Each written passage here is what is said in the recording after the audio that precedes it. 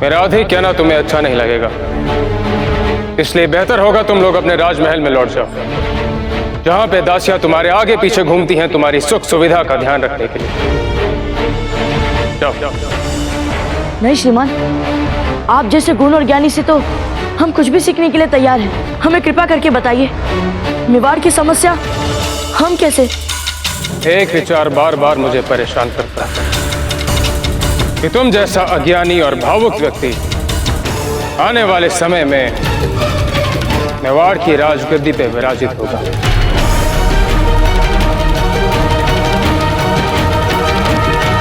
ये बच्चा जो गुफा में फंस गया था, यदि बालक शक्ति ने मुझे ना बुलाया होता और मैं समय रहता यहाँ ना पहुंचा होता तो संभव था तुम्हारे दल के इस सदस्य के प्राण निकल गए होते। किस प्रकार के लापरवाह नेता हो तुम। हम इन गुफाओं में पहली बार आए श्रीमान, हमें इतना कुछ नहीं पता था। राजा के बेटे हो,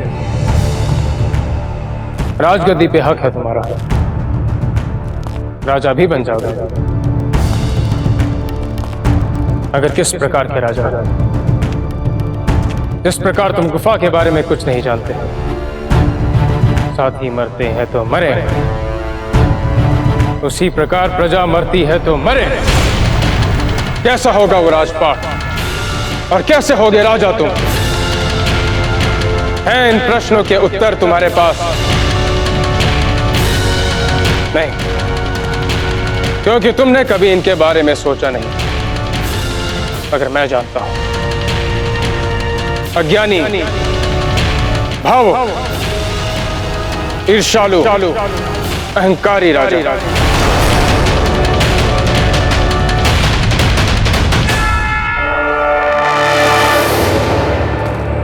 बहुत जल्दी तुम्हें युवराज बना दिया जाए, क्योंकि तुम्हारा हक है।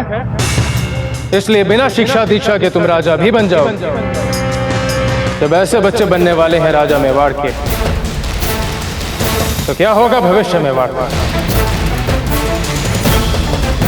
ईश्वर ही रक्षा करे मेवाड़ की।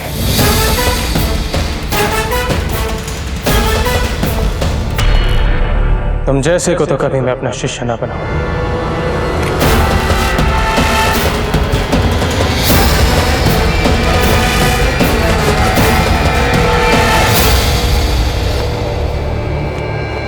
राजन, दाक्षिणात्य राजकुमारों को शिक्षा देने के बाद हमें इतनी स्वर्ण मुद्राएं प्राप्त हुई कि पीढ़ियों तक आनंदित जीवन व्यतीत कर सके। इसलिए फिर हमने शिक्षण से संन्यास ले लिया। किंतु जब हमें इस बात का पता चला कि आप कुंवर प्रताप के लिए योग्य गुरु की खोज कर रहे हैं, इसलिए फिर हमने संन्यास त्याग कर फिर से शिक्षण के लिए मानस बना लिया। संन्यास लेने के बाद फिर उसका त्याग क्यों आचार्य जी?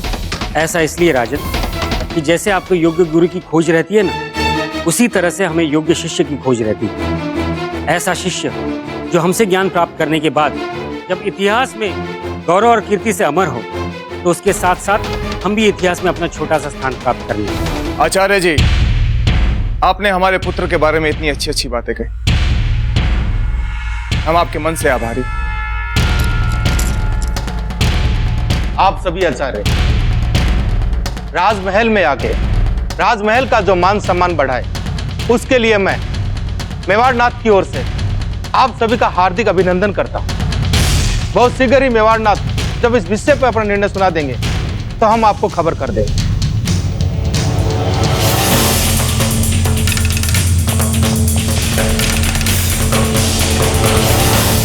हुकुम, किन्हें चुना आपने कुंवर प्रताप और बाकी राजकुमारों के लिए? किसी को नहीं।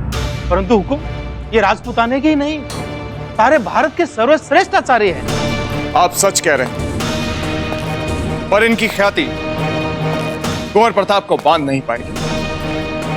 कुंवर प्रताप को परंपरागत परिपाटी से बाहर निकलकर शिक्षा प्राप्त करने की भूख, और परंपरागत परिपाटी का अनुगमन करने वाले ये विद्वान ना तो स्वयं इस परंपरा से कभी बाहर निकलेंगे और ना ही कुंवर प्रताप की जिज्ञासा को शांत कर पाएंगे।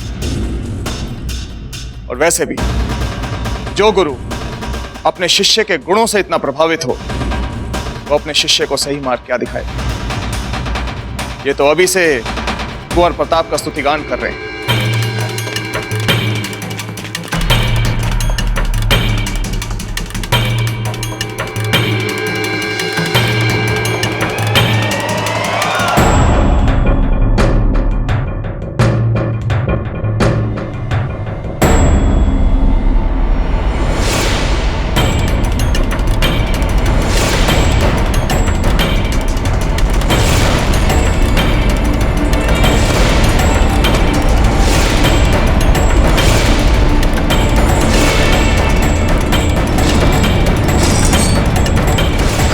कि अतीत की भांति भविष्य में भी जब हमारी मातृभूमि के लिए कुछ करने का समय आएगा तो आप अपना सर्वस्व लुटाने वालों की पंक्ति में अग्रणी होंगे।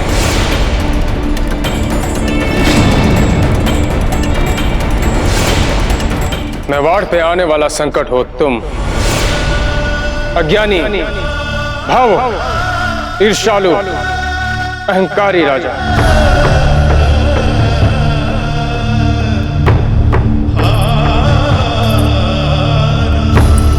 भावजीराज, लीजिए, आप यहाँ हैं और वहाँ रानी मासा पूरे महल में आपको ढूंढ रही है। गिरजा जी, आप रानी माँ से जाके कह दीजिए हम उनसे कुछ देर बाद मिलते हैं। और भावजीराज, खाने के समय पधार जाइएगा, क्योंकि छोटी मासा ने राज रसोइये से कहकर आपके मनपसंद पकवान बनवाए हैं और काफी देर से आपने कुछ खाया भी नहीं है। हमें भूख नहीं है अभी। ऐसा क्यों कुंवर प्रताप? आपको भूख नहीं है? आप कुछ खाना क्यों नहीं चाहते?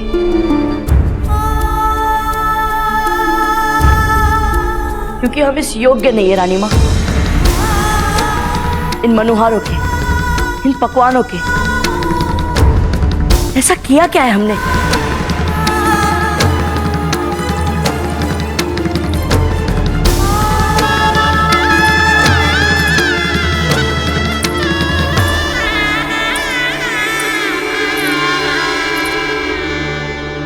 क्या हुआ? क्या बात है बेटा? हुआ ये है रानी माँ, सब लोग हमसे झूठ बोलते हैं। बाजीराज, दरबारी, छोटी माँ, लोहार, हमारे मित्र, सब लोग कहते हैं कि प्रताप आप महान हैं, प्रताप आप सर्वश्रेष्ठ हैं, प्रताप आप ही जो आने वाले कल में मेवाड़ के भविष्य। सब झूठ, सब झूठ।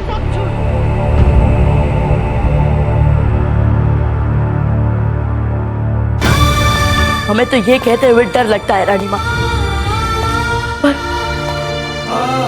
हमारे पूर्वजों तक ने हमसे झूठ कहा, उठाने दी थी उन्होंने ये अपनी खानदानी तलवार हमें। क्यों इन्होंने हमें झूठा विश्वास दिया कि हम महान हैं? क्यों? माँ, हम इतने नासमझ कैसे हो गए? जिसे ढंग से तलवार तक पकड़नी नहीं आती, वो स्वयं को वीर मानने लगा है। ना खोखला आत्मविश्वास। हम मेवाड़ के भावी राजा बनेंगे।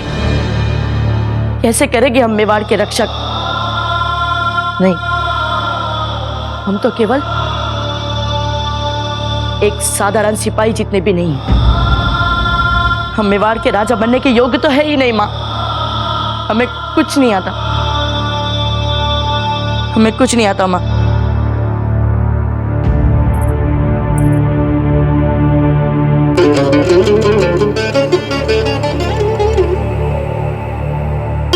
कोई भी सफलता अंतिम सफलता नहीं होती और ना ही कोई असफलता किसी यात्रा का अंत। आप बार बार वही भूल दोहरा रहे हैं। सफलता के मद में अभिमान करना भी भूल है और असफलता के दुख में एकदम से निराश होना भी भूल है। तो फिर हम क्या करें रानी माँ? जो सच है उससे आंख मिलाना सीखी। साहस से आगे बढ़ोगे तो जीत भी आपको कुछ सिखाएगी और हार भी आपको कुछ सिखाएगी।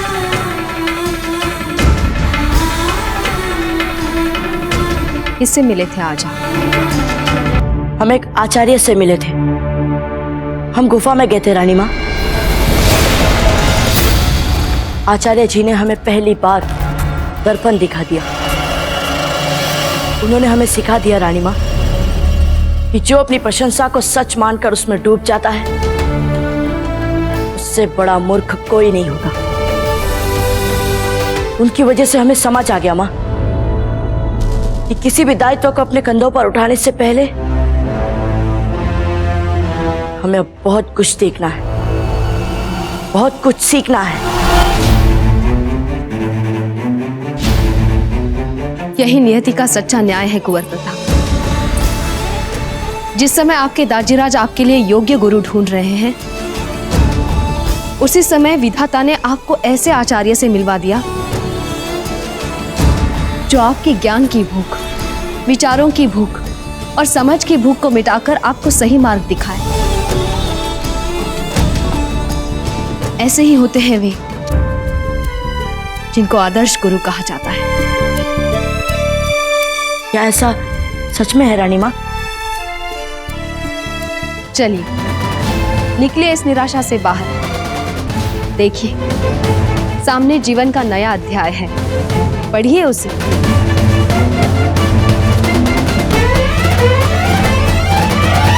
राणा जी, घनी खम्मा, हमें लगता है कुंवर प्रताप अपने आदर्श गुरु से मिल चुके हैं। अपनी पहली छोटी सी भेंट में ही इन गुरुवर ने कुंवर प्रताप को जीवन की सबसे बड़ी शिक्षा दे डाली है। अब समस्या बस इतनी है कि कुंवर प्रताप को न तो इनका नाम पता है और न ही निवास। आप उन्हें ढूंढ ले तो ये आचार्य प्रताप के लिए सर्वथा योग्य गुरु साबित हो सकते हैं। सूरतन सिंह जी, हुक्म। अब हमें आचार्य खोजने की कोई आवश्यकता नहीं। रावत जी से कहिए कि हम उनसे मिलना चाहते हैं। उन्हें हमारे लिए किसी को खोजना है। हुक्म। चाहिए। सारी तैयारियां हो गई है ना? हमें तो तीज के त्योहार में बड़ा ही आनंद आता है और किसी त्योहार में आता ही नहीं। जितना सजना है, संवरना है, संवर लो। लाली सुरमा सब लगा दिया हमने। क्या बात है, क्या बात है। बेना, तीज का त्योहार तो हर वर्ष आता है और हम तो इसी आस में हर वर्ष सजते हैं, संवरते हैं, इतना कुछ करते हैं कि चलो राणा जी इस वर्ष तो हमारे साथ तीज मना ही लेंगे। पर क्या करें, उनकी आपसे नजर हटे तब तो वो हमें देखें। किसे देख रही हैं आप? खोको याची। याची जी महारानी साहब, एक बार हमारा श्रृंगार देख लीजिए ना। हम अभी तैयार होके आते हैं जीजा। हाँ बहना, चलिए।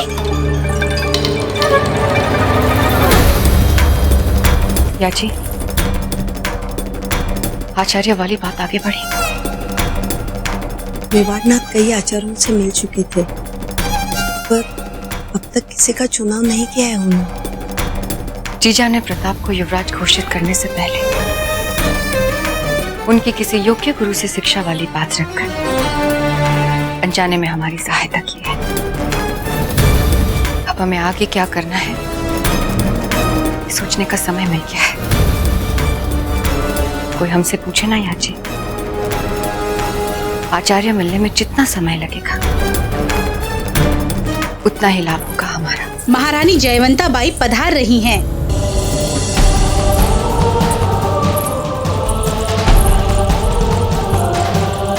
आपने क्यों कष्ट लिया जीजा?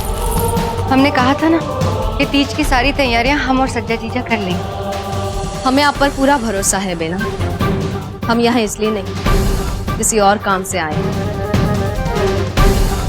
बेना सज्जा, हम खास आपको ये बताने आए हैं कि हमारे राजकुमारों के लिए योग्य गुरु का चुनाव हो गया है।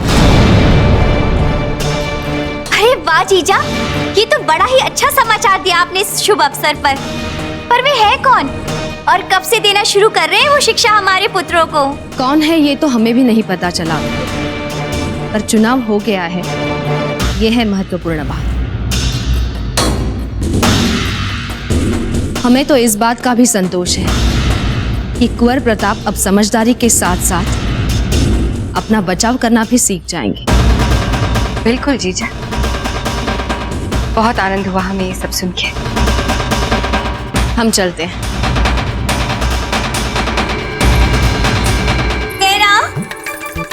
अब कुंवर शक्ति भी प्रशिक्षित योद्धा बन जाएंगे। पैदा हम कितने खुश हैं कि बस खुशी के मारे हमारी तो सांस ही भूली जा रही है। सांस फूलने वाली खुशी तो तब होगी ना जीजा, जब प्रशिक्षण के बाद गुरुजी ये कह दे कि कुंवर शक्ति को ही भावी राजा घोषित कर दिया जाए।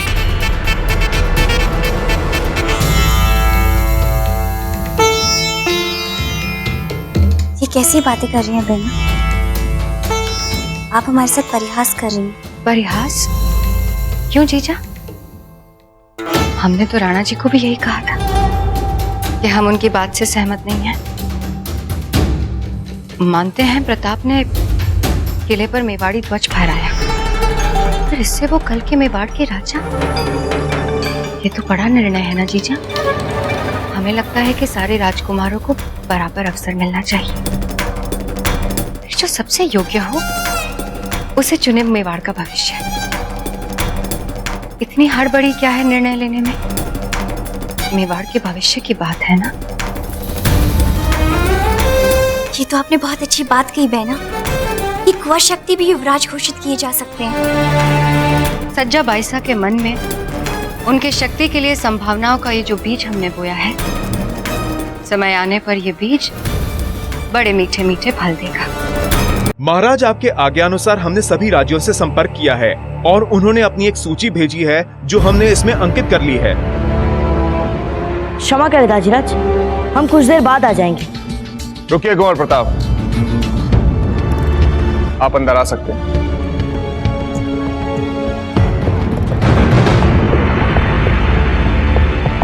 सुल्तान सिंह जी,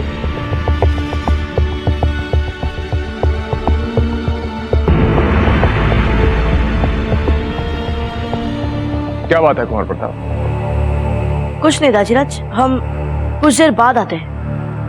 पहले तो आप यहाँ हमारी चल रही महत्वपूर्ण मंत्रणा के बीच बिना पूर्व आज्ञा के आ जाते और फिर पूछने पर बिना संतोषजनक उत्तर दिए जाने लगते। आखिर बात क्या है? कुंवर प्रताप, अवश्य कोई महत्वपूर्ण बात है, बताइए, हम सुनने के लिए तैयार हैं। दाजीराज, हम वो सब सीखना चाहते हैं जो हम नहीं जानते। हथियारों की बातें, वेद पुराण की बातें, जिनको आज हम किसी भी योग्य नहीं लगते। कठिन परिश्रम से हम उनके मन में भी अपने लिए स्थान बना लेंगे दाजीराज। इसीलिए नहीं क्योंकि हम आपके पुत्र हैं, हम अपनी क्षमताओं से देश की सेवा करना चाहते हैं दाजीराज। कुंवर प्रताप, शीघ्र ही आपको ये सब जो आप जानना चाहते हैं, जो आप सीखना चाहते हैं, सीखने का अवसर मिलेगा। हरी खम्मा राणा जी। आइए रावत जी। राणा जी, बाबूजी राज प्रताप और अन्य राजकुमारों के प्रशिक्षण हेतु जिन गुरु को खोजने का उत्तरदायित्व आपने हमें सौंपा था, एकलिंग नाथ जी के आशीर्वाद से हमने उस उत्तरदायित्व को पूर्ण किया है। बहुत अच्छे रावत जी, बहुत अच्छे। बताइए उनके बारे में। राणा जी, उनका नाम है आचार्य राघवेंद्र। वंशावली उनकी निर्बाध रूप से रघुकुल तक जाती। वेद पुराणों के प्रचंड ज्ञाता, सभी तरह के अस्त्र शस्त्रों को संचालित करने में पारंगत होने के साथ साथ वो धनुर्विद्या के भी ज्ञाता हैं। अपने मन, आत्मा और शरीर को एकाकार करके आचार्य जी बड़े से बड़ी चट्टान को अपने हाथों से हिला सकते हैं। राणा जी, इस समस्त राजपुताने में उनके जैसा गुणी आचार्य कोई दूसरा नहीं हो। रावत जी, राजपुताने के इतने गुणी आचार्य के बारे में आज तक हमने सुना क्यों नहीं? वो इसलिए राणा जी क्योंकि आचार्य राघवेंद्र सदैव जंगलों और गुफाओं में ही रहते हैं। और हाँ, अपने शिष्य का चयन वो स्वयं करते हैं। जब ऐसे बच्चे बनने वाले हैं राजा मेवाड़ के, तो क्या होगा भविष्य मेवाड़ में? तुम जैसे को तो कभी मैं अपना शिष्य ना बना। बस रावत जी, तो फिर यह तय रहा, कुंवर प्रताप और दूसरे राजकुमारों को आचार्य राघवेंद्र ही शिक्षा देंगे। कुंवर प्रताप आपके गुरु होंगे आचार्य राघवेंद्र। तुम जैसे को तो कभी मैं अपना शिष्य ना बना। क्या बात है, लगता है हमारे इस निर्णय से आपको प्रसन्नता नहीं हो। नहीं नहीं दाजीराज, हमें तो बहुत अच्छा लग रहा है। बस वो थोड़ा सा समय मिल जाता तो हम प्रशिक्षण लेकर उनके लिए स्वयं को तैयार कर लेते। कुंवर प्रताप, स्वयं ही अपना प्रशिक्षण करने में क्या लाभ जब आचार्य राघवेंद्र ही आपको प्रशिक्षण देंगे? नहीं, वे कहीं हमें। जाइए कुंवर प्रताप, जाकर तैयार हो जाइए। हम अभी आचार्य राघवेंद्र के आश्रम के लिए निकल रहे हैं और फिर तीज के उत्सव के लिए हमें समय पर वापस भी लौटना है। जाइए। हुकुम।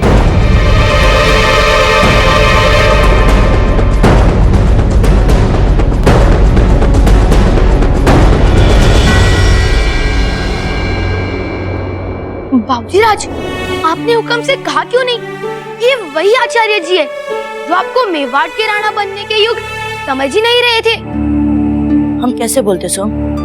यदि हम कहते तो हमारी गुफा में जाने वाला सारा दुस्साहस दाजीराज को पता चल जाता और वहाँ की सारी बातें उनके सामने आ जाती सोम। और क्या बाबूजी राज? और दाजीराज ने हमें आचार्य जी के बारे में जो जो बताया, उससे तो हमें यही लगता है सोम कि राघवेंद्र आचार्य जी जैसा अच्छा गुरु हमें कहीं नहीं मिल सकता। इसीलिए उनका क्रोध शांत हो जाए और वे हमें अपना शिष्य स्वीकार कर ले। पर बाबूजी राज, क्या सादी वेशभूषा देखकर आचार्य जी का क्रोध ठंडा हो जाएगा? क्या पता सोम, आचार्य जी का क्रोध हमारी सादी वेशभूषा देखकर ही कुछ शांत हो जाए।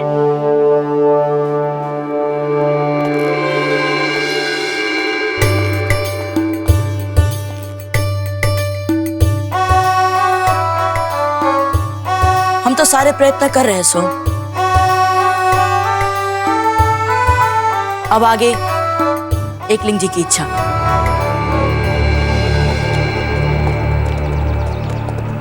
दादा भाई, घबराइए मत। साधारण वेशभूषा में देखकर क्या पता आचार्य जी का आप पर वो गुफा वाला गुस्सा थोड़ा कम हो जाए। बाकी वहां तो उन्होंने आपको साफ साफ बोल ही दिया था कि आप जैसे को वो कभी अपना शिष्य न बनाए। भाई शक्ति, धीरे बोलिए। कल जो हुआ उसका पता दाजीराज को नहीं चलना चाहिए। घबरा क्यों रहे हो दादा भाई? हमको भी इसमें आनंद मिल रहा है, उसको गंवाना नहीं चाहते हैं हम, पर मन है कि मानता ही नहीं। बस एक ही इच्छा बार बार कर रहा है कि देखें क्या होगा जब आश्रम में आप और आचार्य जी आमने सामने होंगे।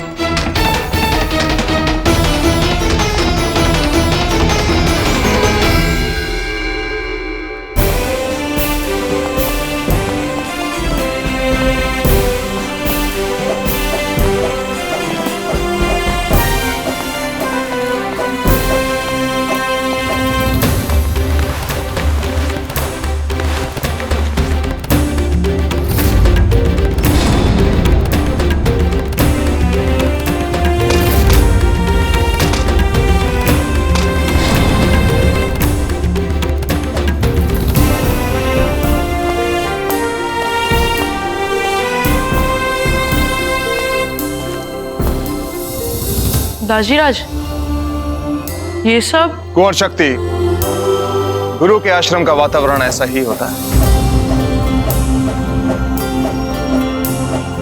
आप लोग कौन हैं तथा किससे मिलने हैं श्रीमान? हम राणा उदय सिंह हैं और यहाँ आचार्य राघवेंद्र जी से मिलने आए हैं। क्षमा करें महाराज, यदि आपको हमारे आचार्य जी से मिलना है तो थोड़ी प्रतीक्षा करनी होगी, क्योंकि हमारे आचार्य अभी ध्यान कर रहे हैं। उनका ध्यान पूर्ण हो तब तक यदि आप चाहें तो हमारा आश्रम देख सकते हैं महाराज। बालक, आप मेवाड़ के राणा को प्रतीक्षा करने के लिए कह रहे हैं? कृपया धीरे सुर में बोलिए श्रीमान। शोर से हमारे गुरुजी का ध्यान भंग हो सकता है। सुरतन सिंह जी, ये बिल्कुल ठीक कह रहे हैं। वैसे भी आज हम यहाँ मेवाड़ के राणा की हैसियत से नहीं, एक पिता की हैसियत से आए हैं, अपने बच्चों को इस आश्रम में प्रवेश करवाने के लिए।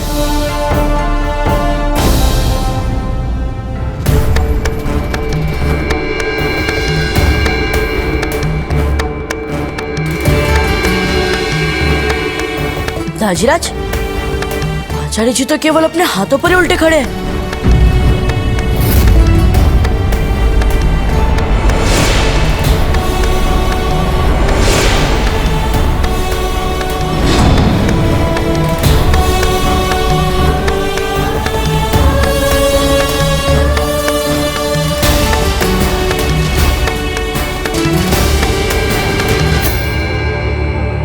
वाह, ध्यान करने की कितनी अद्भुत मुद्रा है। मेवाड़नाथ, आप हमारे आश्रम पधारे, ये हमारे आश्रम के लिए बड़े गर्व की बात है। आइए ना, जब तक हमारे गुरुजी अपना ध्यान पूर्ण करें, मैं आपको हमारा आश्रम दिखाता हूँ। आइए।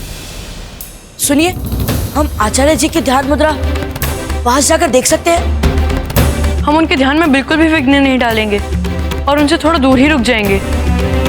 ठीक है, परंतु आपको अपनी मुद्रियां यहीं उतारनी पड़ेंगी और वहां जाकर एकदम शांत रहिएगा।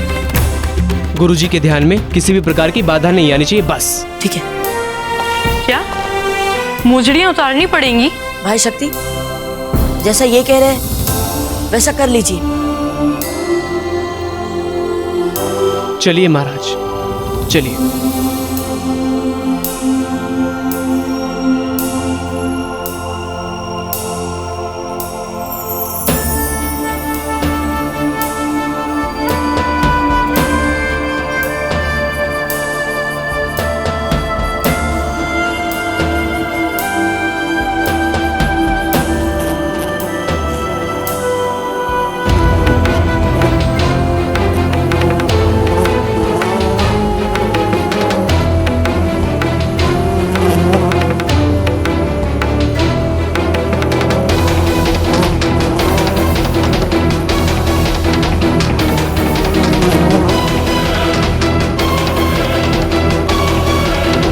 आप यहाँ शांति से खड़े रहिए, आचार्य जी के ध्यान में विघ्न पड़ सकता है। पर वो ततैया।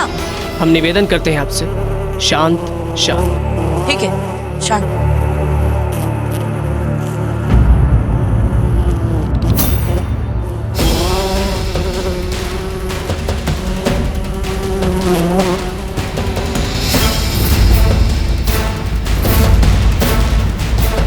अरे भाई सुनिए, ये ततैया। अरे आचार्य जी!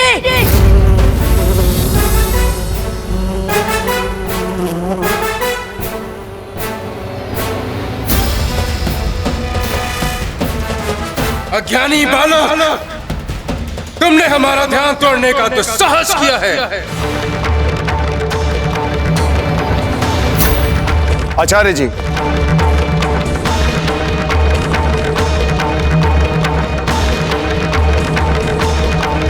हमारा सादर प्रणाम स्वीकार कीजिए।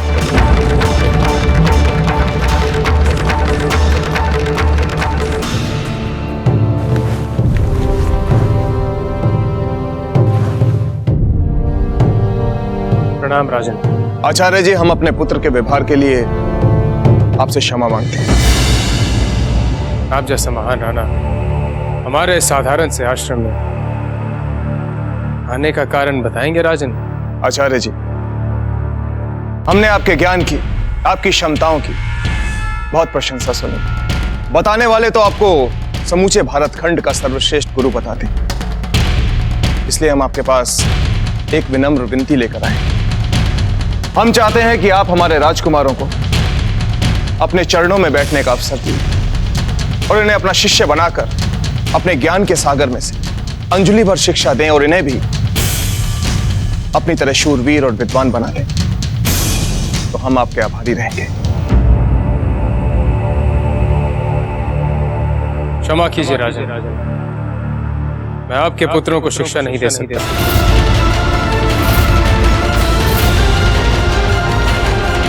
मेवाड़ के राणा को आज तक किसी ने ना नहीं कहा। सुरतन सिंह जी, हम यहां मेवाड़ के राजा की हैसियत से नहीं आए। अगर आचार्य राघवेंद्र जैसा गुणी गुरु हमारे पुत्रों को शिक्षा नहीं देना चाहते तो अवश्य इनके पास कोई उपयुक्त कारण होगा।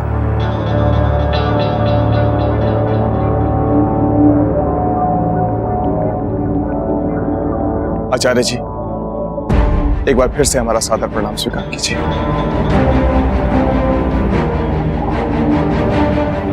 चलिए,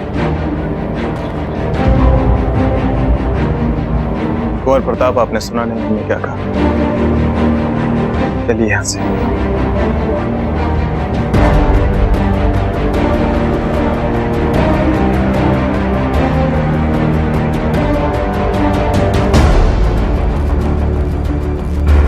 आचार्य जी,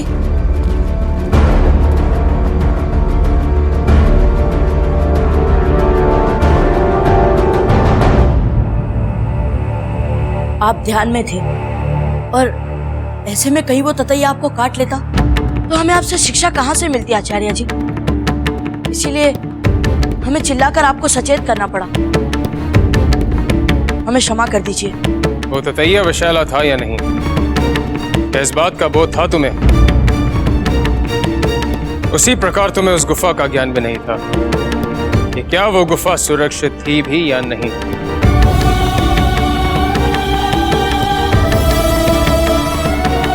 आचार्य जी, हम सब कुछ तो नहीं जानते, इसीलिए हम आपके पास आए ताकि हम वो सब कुछ जान सके जो हम नहीं जानते। हम आपके आगे हाथ जोड़कर प्रार्थना करते हैं आचार्य जी, हमें अपना शिष्य स्वीकार कर लीजिए। हमें आपसे बहुत कुछ सीखना है, सच्चे मन से सीखना है आचार्य जी।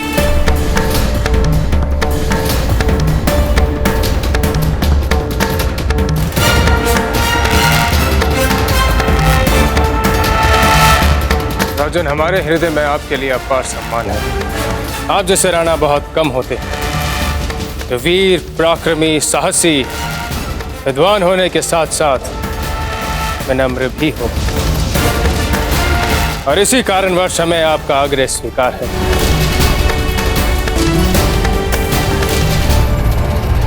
किंतु राजन, आपके इन राजकुमारों को इस आश्रम में प्रवेश कल सुबह प्रवेश परीक्षा की सफलता के उपरांत ही मिलेगा। संभव है कि ये परीक्षा में सफल ना हो पाए, विशेषकर ये।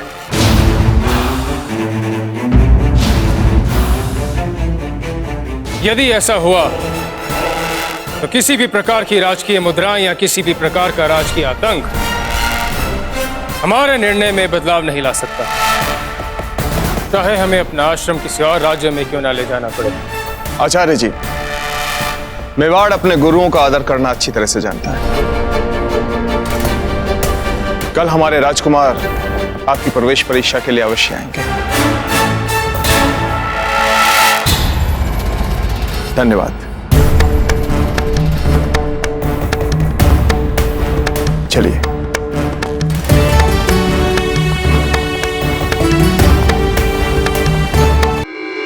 जल्दी जल्दी करो, महाराज शीघ्र ही आश्रम से लौटने वाले हैं। महाराज के राजमहल पहुंचने से पहले हमें सारी तैयारियां पूरी करनी पड़ेंगी। शीघ्र करो। केश ढंग से बनाओ हमारे। ये क्या कर रही हैं आप? राणा जी के सामने मैसेज आएंगे, कुछ करो इनका। जाओ तुम लोग, आज अपनी जीजा के बाल हम सजाएंगे। कितनी सुंदर लग रही हैं आप, कहीं हमारी नजर ना लग जाए। सच? मेवाड़ की सबसे सुंदर स्त्री हमारी प्रशंसा कर रही है, मानना तो पड़ेगा। नहीं तो कहाँ आप और कहाँ हम। ऐसी कोई बात नहीं है जीजा, सच में आज आप बहुत सुंदर लग रही हैं। अच्छा जीजा, आपको पता चला कि कुंवर शक्ति और कुंवर विक्रम के लिए राणा जी ने किस गुरु को चुना है? हमें कुछ ज्यादा नहीं पता, पर हमें कोई कह रहा था कि जयवंता जीजा ने जिनका सुझाव दिया था, राणा जी ने उनको ही गुरु चुन लिया है। अब राणा जी भी देखिए ना, हर बात में जयवंता जीजा के ही सुझाव लेकर निर्णय लेते हैं, फिर चाहे आपके बच्चों की शिक्षा की बात क्यों ना हो। अब आप ही बताओ बहना, भला हमारी भी सलाह कभी राणा जी ने ली है? छोड़िए, क्या पता जयवंता जीजा का सुझाव ही सही निकल जाए। सच जीजा, आपके बड़प्पन को प्रणाम करते हैं। यदि प्रश्न हमारे बच्चों के लाभ या हानि पर आ जाए तो हम तो किसी की न सुने। बड़ा कलेजा है आपका, आंख मीचकर सारी बातें मान लेती हैं आप। क्या कर सकते हैं हम भी, बस मन ही मन सोचते रहते हैं। काश हमारे मन में भी आप जितनी दृढ़ता होती। मन क्यों छोटा कर रही है जीजा? आप 2 योग्य राजकुमारों की मां हैं। समय आने दीजिए, फिर देखिए आपके लिए कुंवर शक्ति स्वयं राणा जी से बात करें। प्रणाम महारानी सा, तीज का झूला सज चुका है, किनके कक्ष में रखवाना है इसे? यशवी, आप बार बार एक ही प्रश्न पूछ रही हैं। हर वर्ष तीज का झूला बेना धीरबाई के कक्ष में ही रखा जाता है ना? अच्छा हुआ जो समय रहते ये प्रश्न पूछ लिया। इस वर्ष झूला हमारे कक्ष में नहीं, जयवंता जीजा के कक्ष में लगेगा। समझ गई ना? जी रानी सा।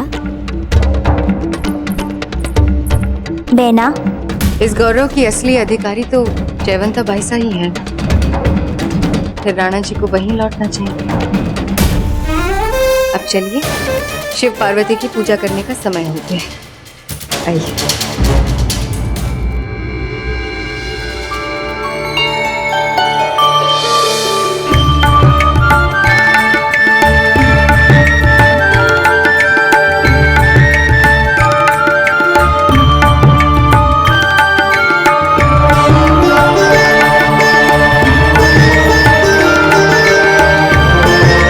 पार्वती पति शंकर भगवान को प्रणाम। शंकर पार्वती की जय। शंकर पार्वती की जय। आज तीज का अवसर है, जाइए उल्लास मनाइए।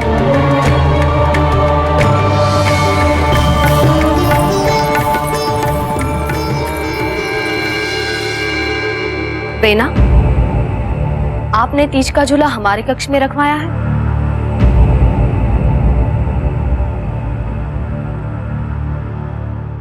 हाँ जीजा, नहीं रखवाना चाहिए था। नहीं, वो हर वर्ष तो आपके कक्ष में रहता है ना। जीजा, हम चाहते हैं कि आज की ये तीज आपके लिए विशेष अवसर बन जाए। विराजिए राणा जी।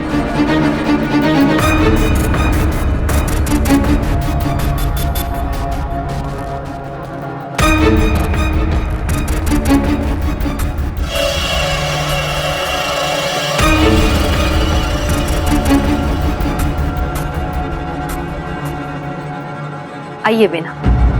नहीं जीजा, हम चाहते हैं कि इस वर्ष आप इस झूले पर बैठें।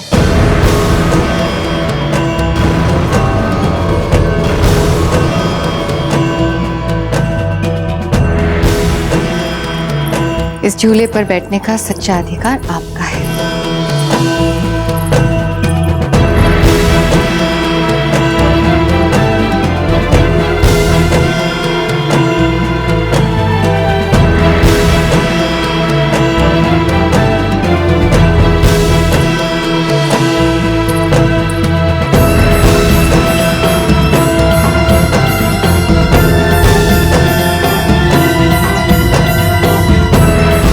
कहाँ जा रही हैं आप जीजा? बेना, आपने ही तो कहा था ना। रुकिए, हम बात करेंगे आपसे। बेना सज्जा, यहाँ आए ना हमारे पास। नहीं जीजा, हम जहाँ हैं वहीं संतुष्ट हैं।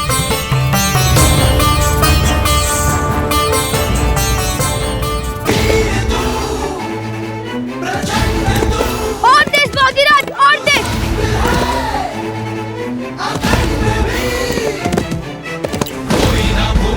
अब कर सकते हैं भागीरथ, और तेज।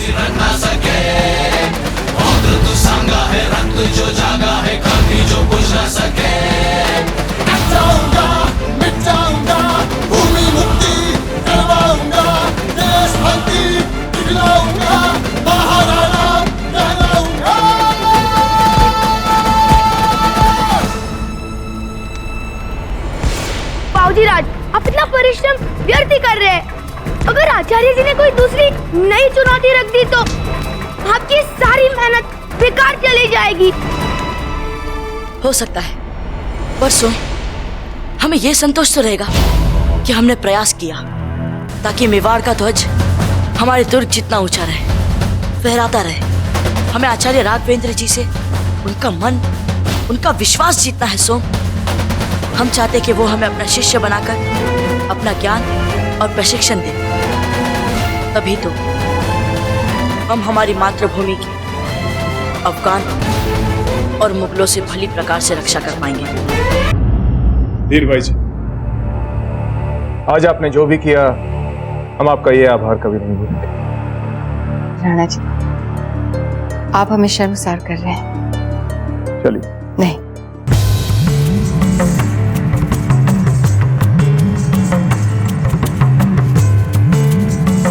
आज रात आप हमारे साथ नहीं आएंगे।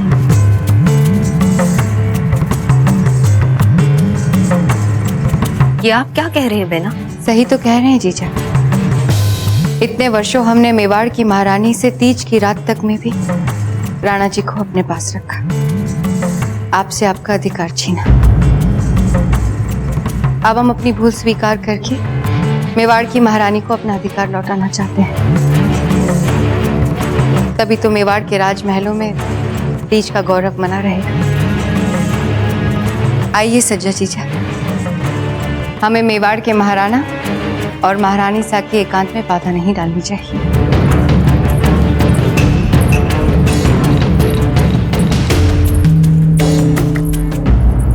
नैना, आपने हमसे कहा था ना कि हमें साहस के साथ अपना अधिकार मांगना चाहिए, पर यहाँ तो जयवंता जीजा का।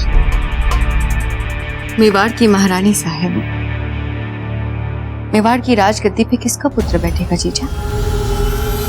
जयवंता बाई का। भावी मेवाड़ का नरेश कौन घोषित होगा? जयवंता जीजा का पुत्र। न आपका न हमारा।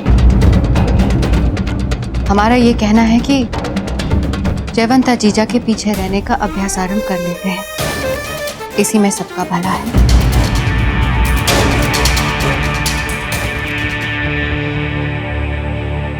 धीरबाई जी को ये सब करने की आवश्यकता नहीं थी राणा जी।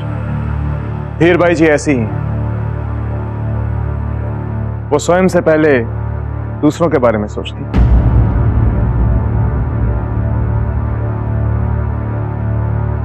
कल का दिन कुंवर प्रताप के लिए बहुत महत्वपूर्ण दिन है। हुकुम। आचार्य की परीक्षा के लिए वो बहुत मेहनत कर रहे हैं। प्रणाम दाजीराज। प्रणाम रानी माँ। दाजीराज, आप यहाँ? हाँ कुंवर प्रताप, आज हम यहीं रुकेंगे। रानी माँ, हम जो भी अभ्यास कर सकते थे हमने पूरे मन लगाकर किया, पर हमें अभी भी इस बात की चिंता हो रही है कि आचार्य जी हमें चुनेंगे या नहीं। कहीं हम उनकी परीक्षा में असफल हो गए तो? कुंवर जी, सफलता तिल भर सिखाती है तो असफलता पहाड़ भर। असल नुकसान तो असफलता का भय करता है, इसलिए असफलता के भय को सदा सदा के लिए अपने मन से निकाल दीजिए, ठीक है? जी रानी माँ, हम प्रयास करेंगे। दाजीराज, हमें तलवार के आरंभिक चरण करके दिखाइए ना। वैसे कुंवर प्रताप, हमें नहीं लगता कि आचार्य जी परीक्षा में आपसे तलवारबाजी करवाएंगे। या फिर करके दिखाने के लिए बोल दिया तो? बताइए ना दाजीराज।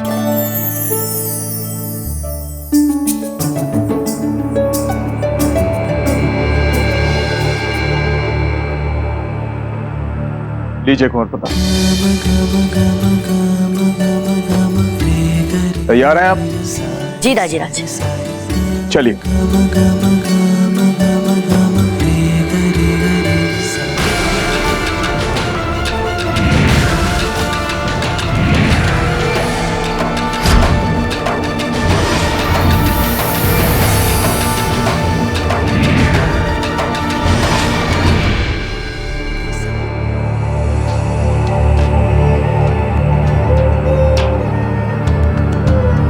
यदि हुकुम को बड़ी महारानी साहब के पास भेजने से आपको इतना दुख हो रहा है, तो आपने हुकुम को वहां भेजा ही क्यों रानी साहब?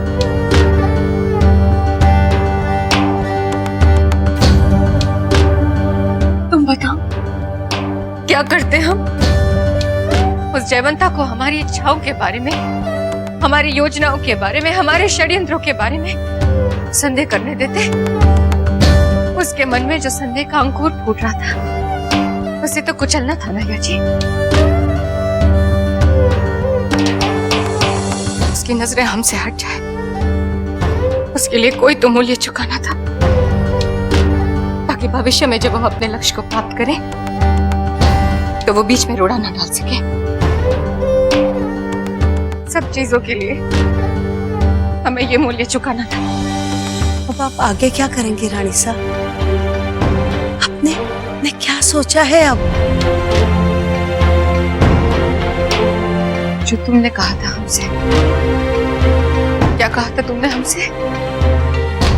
कि हम कुछ दिनों के लिए कुछ ना करें, शांत हो जाए कुछ दिनों के लिए। अब हम वैसा ही करेंगे। जब तक उस जयवंता की नजरें हमसे ना हटे, जब तक हम उन्हें पहले जैसी अच्छी ना लगने लगे, तब तक हम कुछ नहीं करेंगे, चुप रहेंगे।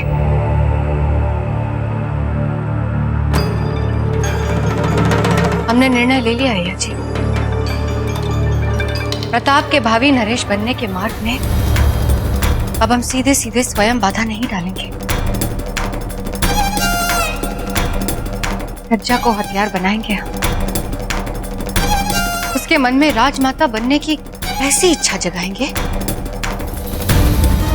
कि शक्ति प्रताप का प्रतिद्वंदी बनकर सबकी दृष्टि में उभर आए।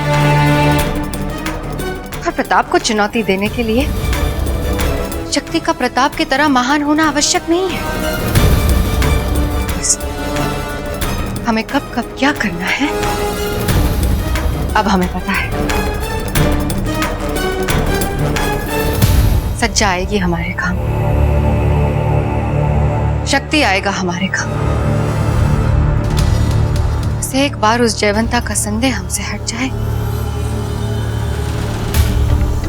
तो खत्म कर देंगे हम प्रताप को सदा सदा के लिए। ऐसे कि किसी को भी हम पर तनिक संदेह ना हो।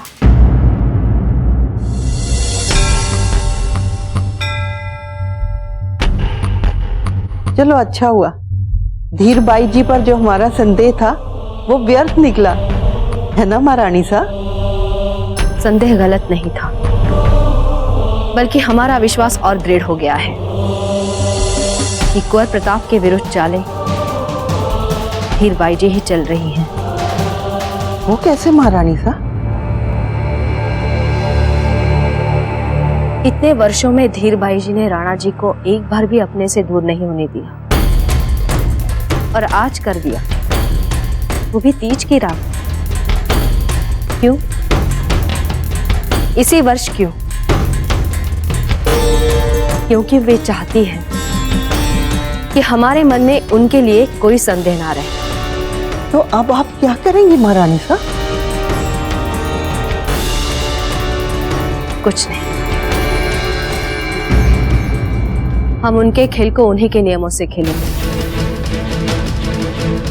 चुपचाप बिना कुछ बोले उनकी अगली चाल की प्रतीक्षा करेंगे। और जिस दिन हमारे हाथ उनके विरुद्ध पक्के साक्ष्य आ जाएंगे, हम राणा जी के सामने उनका असली चेहरा लाएंगे।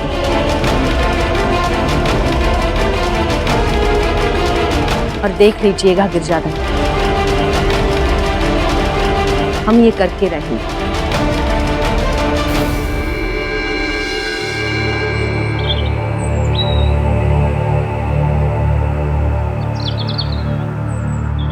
प्रणाम आचार्य जी। हम कुंवर प्रताप और कुंवर शक्ति के साथ साथ सभी सम्मानित राजवर्गियों के पुत्रों को अपने साथ लेकर आए और आपसे निवेदन करते हैं कि आप इन्हें भी अपना शिष्य बनाएं और इन्हें शिक्षा दें, ताकि आने वाले समय में मेवाड़ का शासन अधिक संस्कारी और अधिक शिक्षित हाथों में चाहिए, जो मेवाड़ की प्रजा को सच्चा सुशासन दे सके। राजन, आपने मेवाड़ नरेशों के संस्कारों के ही अनुरूप हम ब्राह्मण आचार्यों को जो सम्मान दिया है, उससे भी बढ़कर शिक्षा के लिए आपने राजकुमारों के लिए विशेष अधिकारों की हट ना करते हुए प्रजा के हित में सभी राजकीय बच्चों की शिक्षा का आग्रह किया है।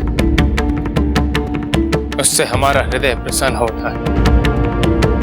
हम किसी प्रकार का भेदभाव नहीं करते राजकीय बालकों में और प्रजा के साधारण बच्चों में।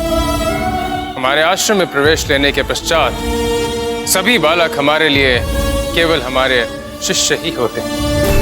इन सभी बच्चों का भाग्य आपके हाथ में है आचार्य जी। आपसे शिक्षा के लिए कौन योग्य है, कौन नहीं, इसका निर्णय आपसे बेहतर और कौन ले सकता है। आप जो भी निर्णय लेंगे उसे हम सम्मानपूर्वक स्वीकार करेंगे।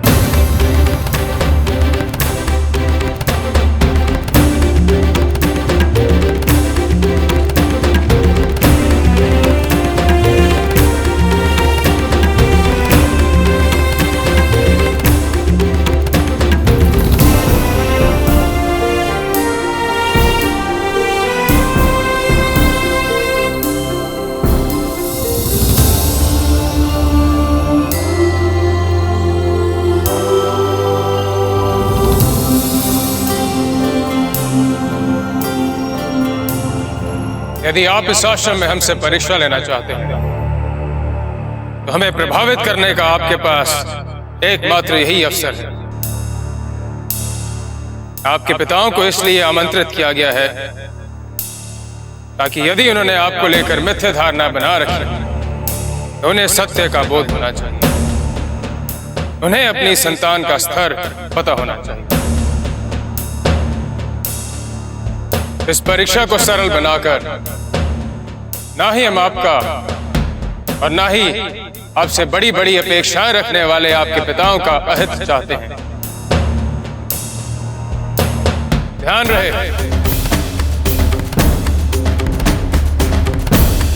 ये परीक्षा केवल शारीरिक सामर्थ्य की नहीं बल्कि मानसिक और मस्तिष्क दृढ़ता की भी है।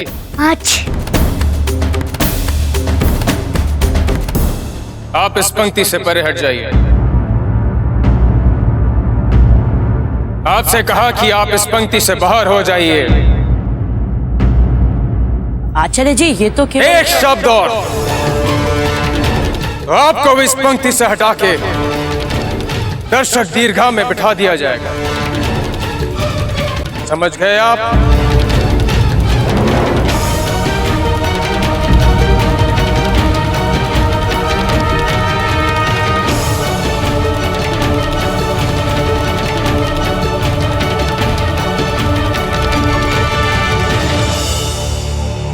यदि आपका मस्तिष्क एक छींक को आपके शरीर के नियंत्रण में नहीं रख सकता तो युद्ध भूमि में आपके लिए विजयश्री नहीं, मृत्यु ही तय है।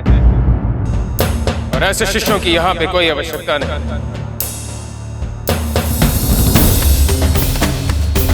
परीक्षा देने वाले सारे परीक्षार्थी अपना अपना स्थान ग्रहण करें।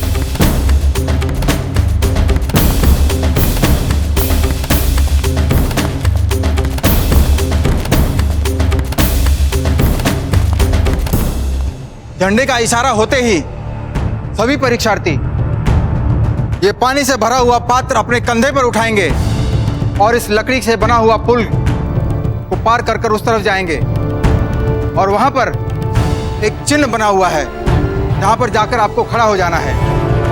और एक बात, पानी की एक बूंद भी झलक कर धरती पर नहीं गिरनी चाहिए और अगर ऐसा हुआ तो उस परीक्षार्थी को अयोग्य माना जाएगा। यह परीक्षा आपकी संयम की ही नहीं बल्कि आपके शारीरिक और मानसिक संतुलन की भी परीक्षा है।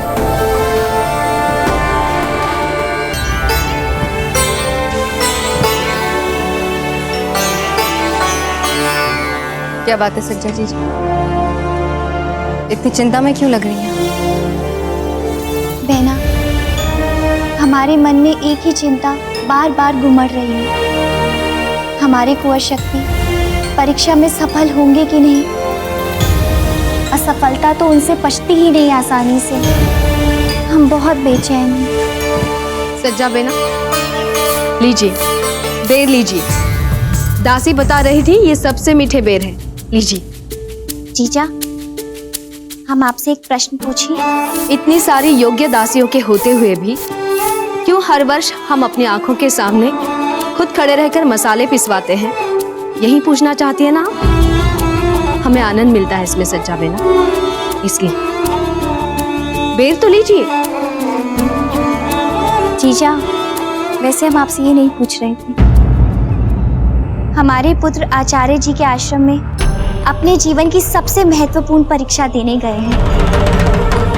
आप कैसे बिना किसी चिंता के आराम से हंसते हंसते यहाँ मसाले पिसवा रही हैं? कैसे जीजा? क्योंकि जीजा जानती है कि कुंवर प्रताप ही सफल होंगे। अब इतनी उपलब्धि और ख्याति को लेने के बाद इस परीक्षा में क्या रखा है ना जीजा? भले ही आपने कितनी ही सफलताएं क्यों ना पाली हो, हर परीक्षा एक चुनौती होती है। पर बेना, यदि माता पिता ही अपने बच्चों की क्षमताओं पर विश्वास ना करें तो फिर कौन करेगा उन पर विश्वास? हम तो सदा ही अपने बाल गोपाल से यही प्रार्थना करते रहते हैं कि हमारे प्रताप और शक्ति को किसी की नजर ना लग जाए। चिंता मत कीजिए बेना सज्जा, कुंवर शक्ति भी इस परीक्षा में अवश्य सफल होंगे।